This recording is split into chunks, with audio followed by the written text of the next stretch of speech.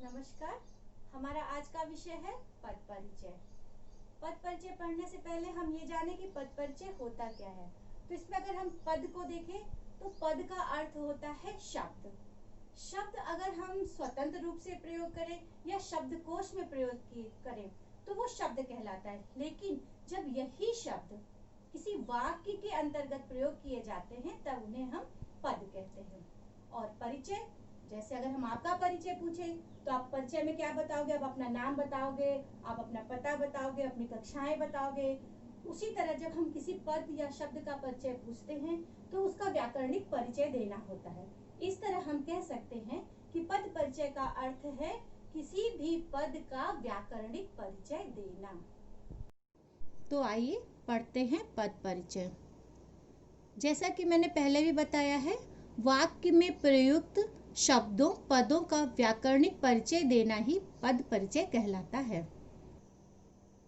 अब हम ये देखते हैं कि वाक्य में जो शब्द आए हुए हैं जिनका परिचय हमें देना है वो कितने प्रकार के हो सकते हैं। तो यहाँ पर हम देखते हैं कि यहाँ पे पद के 5 प्रकार दिए हुए हैं: संज्ञा, सर्वनाम, विशेषण, क्रिया और अव्यय।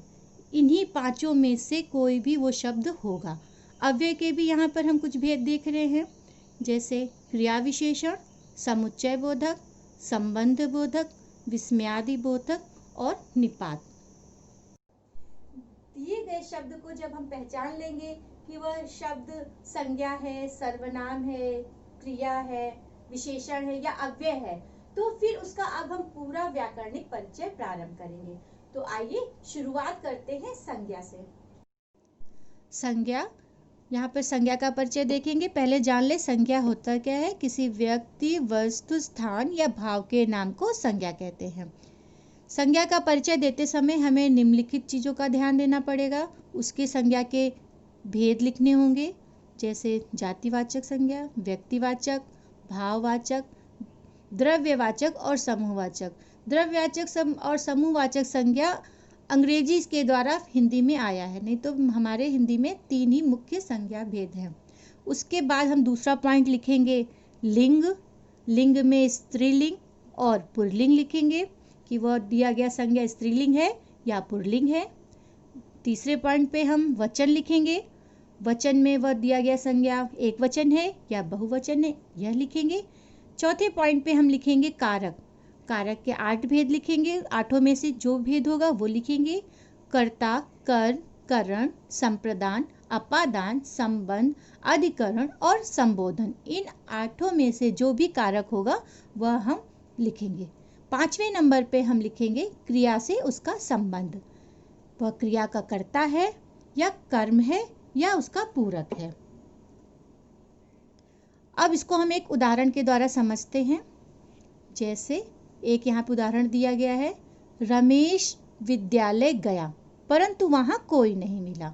यहाँ पर विद्यालय को अंडरलाइन किया गया है। इसका अर्थ है कि हमें विद्यालय शब्द का या विद्यालय पद का पद परिचय करना है। तो हम विद्यालय का पद परिचय करेंगे। संज्ञा है यह, चूंकि संज्ञा के भेद में कौन सी संज्ञा है? जातिवाचक संज्ञा है। पुल्लिंग है, वह लिखेंगे। एक वचन है और कर्म कारक है। दूसरा उदाहरण देखते हैं।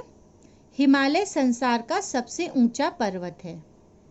हिमालय को अंडरलाइन किया गया है, तो हिमालय का हम पद परिचय देखेंगे। हिमालय संज्ञा कौन सी है?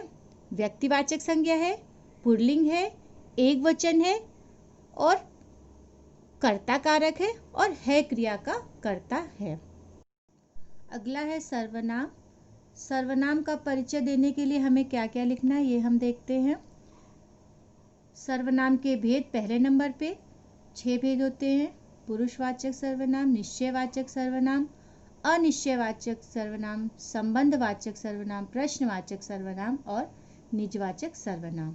उसके बाद सेकंड नंबर पे, दूसरे नंबर पर हम लिखेंगे लिंग, स्त्रीलिंग, पुल्लिंग। फिर तीसरे नंबर पे वचन, एक वचन, बहुवचन। चौथे नंबर पे और 5वें नंबर पर ठीक उसी तरह लिखेंगे जिस तरह हमने संज्ञा में लिखा था। कारक और क्रिया से उसका संबंध लिखेंगे। आइए इसका एक उदाहरण देखते हैं। उदाहरण पहले ये है, हम बाग में गए परंतु वहाँ कोई नहीं मिला। यहाँ पर हम शब्द का परिचय देखते हैं।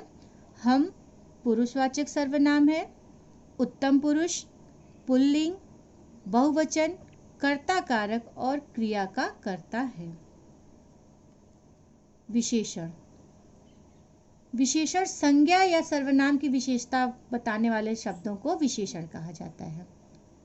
विशेषण का परिचय देते समय 4 बातों का ध्यान रखना है। पहले नंबर पे विशेषण के भेद। विशेषण के 4 भेद होते हैं: गुणवाचक, परिमाणवाचक, संख्यावाचक और सार्वनामिक विशेषण। हम उन चारों में से जो भी होगा वह लिखेंगे। उसके बाद फिर से वही लिंग और वचन लिखेंगे। उसके बाद इसमें एक विशेष्य लिखेंगे। विशेष्य, जिस शब्द की विशेषता बताई जाए उसे विशेष्य कहते हैं। तो जिस शब्द की विशेषता बताई गई है हमको वह भी लिखना है। उदाहरण के तौर पर हम देखते हैं, यहाँ पर एक उदाहरण दिया है। स्नेहा वहाँ 5वीं कक्षा में पढ़ती थी। 5वीं कक्षा में से 5वीं का हमें पद परिचय देना है। 5वीं विशेषण है, संख्यावाचक विशेषण है। संख्यावाचक विशेषण में वह क्रम सूचक विशेषण है, क्या कह सकते हैं, क्रम सूचक संख्यावाचक विशेषण है। स्त्रीलिंग है, एक वचन है और चूंकि यह कक्षा शब्द की विशेषता बता रहा है इसलिए विशेष यहाँ पर कक्षा है। क्रिया। जिन शब्दों से किसी कार्य के होने का पता चलता है उन्हें क्रिया कहते हैं। क्रिया के परिचय में हम 7 चीजें लिखेंगे। पहला लिखेंगे क्रिया के भेद, जिसमें सकर्मक, अकर्मक, प्रेरणार्थक, पूर्वकालिक आदि क्रिया भेद है, वह पहचान कर लिखेंगे। फिर वही लिंग, वचन। चौथे नंबर पर हम धातु लिखेंगे, वो क्रिया किस धातु की है वह लिखेंगे। फिर काल लिखेंगे, वह वर्तमान काल की क्रिया है, भूत है काल की है या भविष्य काल की क्रिया, यह लिखेंगे।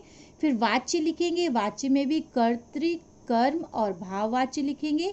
फिर कर्ता व कर्म का उल्लेख करेंगे। उदाहरण से समझते हैं। उदाहरण दिया यहाँ पर, माली के द्वारा पौधों को पानी दिया गया। यहाँ पर दिया गया का हम पद परिचय देखेंगे। दिया गया सकर्मक क्रिया है, पुल्लिंग है, एक वचन है। यहाँ पर दिया दा धातु से लिया गया है इसलिए धातु के रूप में हम दा लिखेंगे। वाच्य, यह कर्मवाच्य है। काल में सामान्य भूतकाल है, यहाँ पर कर्ता माली है। कर्म पानी और पौधे हैं। अगला है क्रिया विशेषण। जो शब्द क्रिया की भी विशेषता बताते हैं उन्हें हम क्रिया विशेषण कहते हैं। यहाँ पर हम सिर्फ 2 चीजों का उल्लेख करेंगे। क्रिया विशेषण के भेद, जिसमें रीतिवाचक, स्थानवाचक, कालवाचक, परिमाणवाचक है, और उस क्रिया का उल्लेख करेंगे जिसकी विशेषता बताई जा रही है। उदाहरण के तौर पर हम देखते हैं, वह बहुत सोता है। यहाँ पर बहुत पहले हम बता देंगे कि यह अव्यय है। अव्यय में क्रिया विशेषण अव्यय है। क्रिया विशेषण में रीतिवाचक क्रिया विशेषण है और सोता है क्रिया की विशेषता बताता है। अगला है समुच्चय बोधक अव्यय। समुच्चय बोधक अव्यय शब्दों, शब्दांशों, वाक्यों, वाक्यांशों को जोड़ने का कार्य करता है। इसके लिए इसका जब हम परिचय देते हैं तो सिर्फ 2 बातें लिखते हैं। समुच्चय बोधक का भेद, जिसमें समानाधिकरण समुच्चय बोधक और व्याधिकरण समुच्चय बोधक अव्यय आएगा। दूसरे नंबर पर हम लिखेंगे जिन शब्दों, पदों, वाक्यांशों या वाक्यों को मिला रहा है उनका हम उल्लेख करेंगे। उदाहरण के तौर पर, सभी आ गए परंतु जयंत अभी तक नहीं आया। परंतु का हम देखेंगे पद परिचय, यह अव्यय है, समुच्चय बोधक अव्यय, समानाधिकरण अव्यय है, सभी आ गए तथा जयंत अभी तक नहीं आया, इन 2 उपवाक्यों को जोड़ रहा है। अगला है संबंध बोधक। संज्ञा और सर्वनाम का संबंध वाक्य में आए अन्य शब्दों से जोड़ने के लिए जिन अव्ययों का प्रयोग होता है उन्हें संबंध बोधक अव्यय कहते हैं। संबंध बोधक अव्यय के लिए भी 2 बातों का उल्लेख किया जाता है। पहला, संबंध बोधक के भेद, जिसमें काल बोधक है, तुलना बोधक है और कई सारे हैं। उसके बाद हम उसमें लिखते हैं जिससे संबंध है। उनका उल्लेख हम उसमें करते हैं। जैसे कि हम देखते हैं, रवि की अपेक्षा राकेश अधिक चतुर है।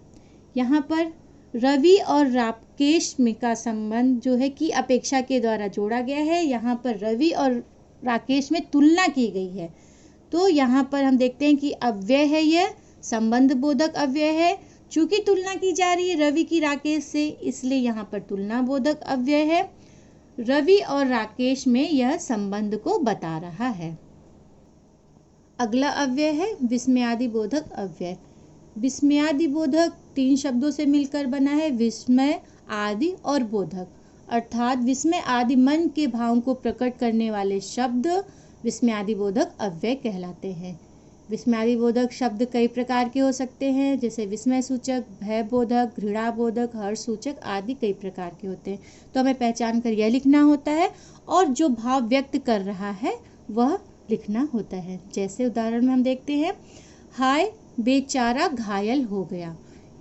विस्मयादि बोधक शब्द को पहचानने का सबसे अच्छा तरीका तो यही है कि इसमें पीछे शब्द के पीछे विस्मयादि बोधक चिन्ह लगा होता है, जिससे हम आसानी से पहचान सकते हैं।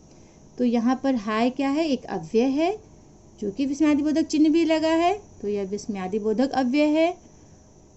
बेचारा घायल हो गया, घायल हो जाने की वजह से यह समझ में आ रहा है कि यह शोक सूचक है, तो यह शोक सूचक विस्मयादि बोधक अव्यय है और इसमें शोक का भाव है। अंतिम अव्यय है निपात। निपात अधिकतर शब्दों के पीछे लगाए जाते हैं। इसको लगाने से उस शब्द पर एक विशेष प्रकार का बल आ जाता है। इसमें ज़्यादा कुछ नहीं लिखना होता है, इसमें केवल शब्द पहचान कर लिखना होता है। जैसे हम देखते हैं कि मैं उसे जानता भर हूँ। अगर हम भर न भी लगाएं तो भी वाक्य का अर्थ निकल रहा है, मैं उसे जानता हूँ, लेकिन यहाँ पर भर लगाने से उस जानता पर बल आ जा रहा है, तो मैं उसे जानता भर हूँ। तो भर का हम परिचय देते समय हम सबसे पहले लिखेंगे कि यह एक अव्यय है और यह एक निपात है। धन्यवाद। उम्मीद है आपको यह पद परिचय अच्छे से समझ में आ गया होगा। लेकिन अगर किसी भी प्रकार की कुछ क्वेरी है, कुछ प्रश्न पूछना है, तो आप हमसे कमेंट सेक्शन में जाकर प्रश्न पूछ सकते हैं। एक बार फिर से आप सभी का धन्यवाद।